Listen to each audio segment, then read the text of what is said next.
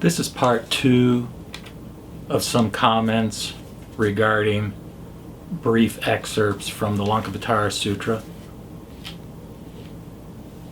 These are in chapter 2. For the first excerpt, I'd like to read this exposition by the Buddha in verse. The world as we see it exists not. Pluralities of things rise from the mind being seen externally. Body, property, and abode are manifested to us as of the Vijnana. The leaders talk about the Citta, Manas, Manovijnana, the triple Svabha, the 5 Dharmas, the twofold egolessness and purification. Long and short, etc., exist mutually bound up. When existence is asserted, there is non-existence, and where non-existence is asserted, there is existence. Analyzed down to atoms, there is indeed no form to be discriminated as such. What can be established is the truth of mind only, which is not believed by those who cherish erroneous views. This does not belong to the realm of the theoreticians, nor to that of the Shravaka. The Buddhas disclose the way of self-realization. Now, I'm not going to get into definitions of the Citta, the Manas, the Manovijnana, the Svabhas, etc., or the Vijnanas. Those are things that you can look up and study. And I would strongly recommend Suzuki's companion volume to this translation of the Lankavatara Sutra, in which he discusses all these various concepts.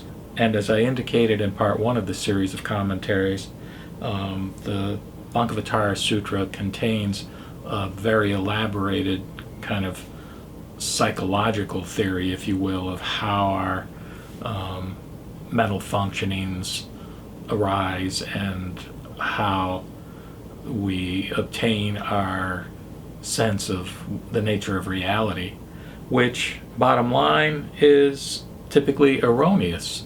And you'll remember that the 3 kind of poisons within Buddhism are what? Greed, which is the desire to pull things toward us that we want, anger or hatred, the tendency to push things away from us that we don't want, and the third being ignorance or delusion. In other words, the idea that the way we view reality is not accurate in a fundamental sense. And as many have indicated in recent years, that the insights of Buddhism are very consistent with modern science and modern physics. When the Buddha says the world as we see it exists not, pluralities of things rise from the mind being seen externally, what he's saying is that this world that we view with all these various things as being separate one from another is a false way of perceiving reality that is created basically by our mind, and that you can, as it says, analyze down to the atoms. There is indeed no form to be discriminated as such. And that's exactly what science or physics is finding, is you drill down to the atom. We used to think it was the atom, the electrons, the protons, then they drill down further and it's the quarks or whatever. I'm not a physicist. I don't know, and I can't explain all these things, how the essential elements, of which there are none really, because they transition from particle to wave, etc., etc. So, in fact, there are some that say that science is at a dead end in terms of really being able to understand the fundamental nature of the universe. So in Buddhism, in the Mahayana form or great vehicle form of Buddhism, there's an acknowledgement of this, not for the purpose of giving a theory of existence, but for the purpose of stimulating spiritual insight and what's called in the Lankavatara Sutra self-realization. So there's another section in chapter 2 regarding egolessness, and the Buddha makes the point that twofold egolessness is the egolessness of persons and the egolessness of things. What is meant by the egolessness of persons? It means that in the collection of the skandhas, dhatus, and ayatanas, there is no ego substance nor anything belonging to it. This is the basic insight of the earlier form of Buddhism, Theravada Buddhism, which really explicates or describes the five skandhas and how the dynamics of those elements of perception coalesce, so to speak, to give us the illusion of a self, the illusion that there is an I, a me, and a mine. And this is one of the basic aspects of ignorance or delusion that we can transcend through meditation and through reflection upon the nature of reality and the nature of ourself. One of the classic Zen questions, I guess, is, who are you? Who am I? Who am I? And when you really reflect deeply on that, you have to acknowledge that there's no permanent I. But I want to read in more detail regarding the egolessness of things, where the Buddha goes on to teach what is meant by the egolessness of things. It is to realize that the skandhas, dhatus, and ayatanas are characterized with the nature of false discrimination. Again, this idea of discriminating this versus that, breaking reality down into dualism, as opposed to, as opposed to non-duality, but again, it's neither dual nor non-dual as far as the description characterizing the Mahayana teachings. So the Buddha goes on to say, since the skandhas, dhatus, and ayatanas are destitute of an ego substance, being no more than an aggregation of the skandhas, and subject to the conditions of mutual origination, which are causally bound up with the string of desire and deed, and since thus there is no creating agent in them, the skandhas are even destitute of the marks of individuality and generality, and the ignorant, owing to their erroneous discrimination, imagine here the multiplicity of phenomena. The wise, however, do not.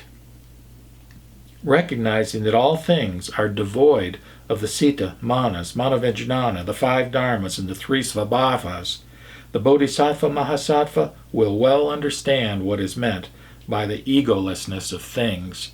So it's pointing to the nature of reality being other than what we view with our ordinary mind, our ordinary way of perceiving, our ordinary way of discriminating or breaking things down into this versus that, me versus you. But that, again, the purpose is not to establish a philosophy. The purpose is to inspire the bodhisattva to utilize this awareness, this insight, to motivate him or her to work toward the salvation of all beings, even though, as indicated in the Diamond Sutra, there are no beings, because again, there's not a discrimination between me versus you versus him versus her. But the Buddha goes on to say, to make this point, that when the bodhisattva mahasattva, and mahasattva means great being, so these are great bodhisattvas, when the bodhisattva mahasattva has a good understanding as regards the egolessness of things, before long he or she will attain the first stage of bodhisattvahood, when he gets a definite cognition of the imagelessness. Imagelessness. When a definite acquisition is obtained regarding the aspect of the stages of bodhisattvahood, the bodhisattva will experience joy, and gradually and successively going up the scale will reach the 9th stage where his or her insight is perfected, and finally the 10th stage, known as the Great Dharma Mega.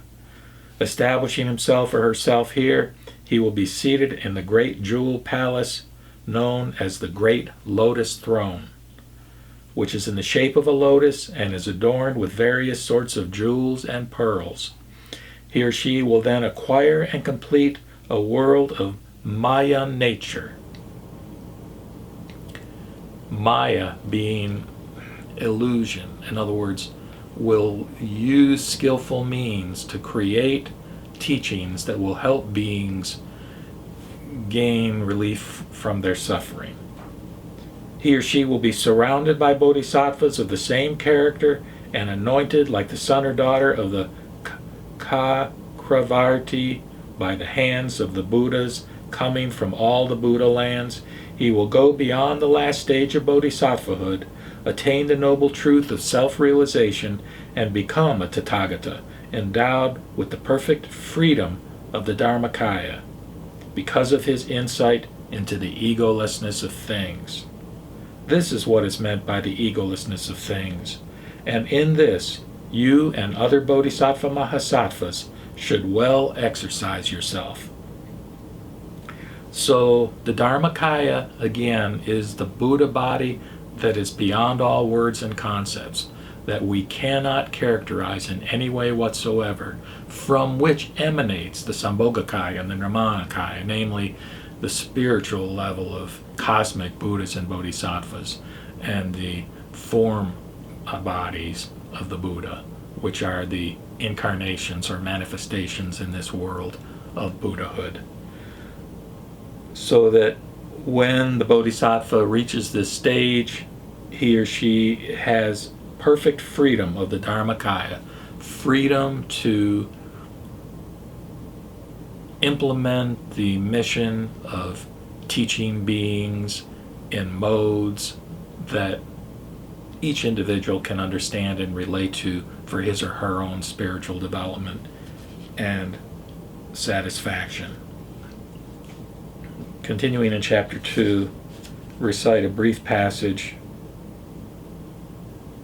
which emphasizes this unfolding of the practices of skillful means. What did it say at the end of that last segment? It said, "This is what is meant by the egolessness of things, and in this you and other bodhisattva mahasattvas should well exercise yourself." So the bodhisattva at that point exercises him or herself in the following way. The bodhisattvas who are thoroughly acquainted with the nature of the Citta, the Manas, and Manovijnana, of the 5 dharmas, of the 3 svabhavas, and the twofold egolessness, will assume various personalities for the sake of benefiting others. Just like the imagination that evolves from the seat of the relativity knowledge, and again, like the mysterious gem that reflects varieties of colors.